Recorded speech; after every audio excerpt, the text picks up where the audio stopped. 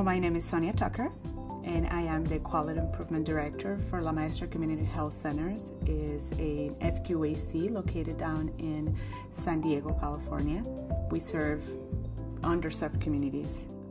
My name is Christina Yusuf. I am the Patient-Centered Medical Home Manager there.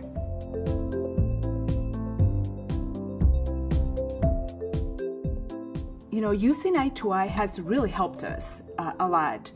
Not only for the everyday operational purposes to see more or less how we're empaneling our patients, what do we have to do, are we making sure that we are addressing our social determinants of health. So I2I has helped tremendously. We use it for our care coordination, we use it to manage our patient population. Every tool in I2I we've used, from the care team huddles on ITI to just patient searches, tracking types to identify patient populations that we need to focus on, making sure that we meet all of the needs of our patient, whether it's they're diabetic and they need a foot screening, or if they need a cervical cancer screening, colonoscopies, everything. So we really use all of the different elements of I2I to ensure that we're really providing that high quality care for our patients, which is basically what the patient-centered medical home embodies, is high quality, coordinated, comprehensive care, and we use all the tools in I2I to accomplish that.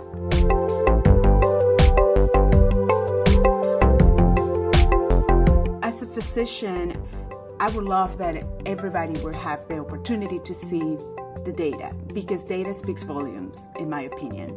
It's very rewarding when you can see, as a practicing doctor, okay, I'm seeing X amount of patients that are diabetic, how many of those patients has other chronic conditions, and how can I improve my practice looking at the data. So my advice would be for another organization that was leveraging technology to accomplish and achieve becoming a patient-centered medical home.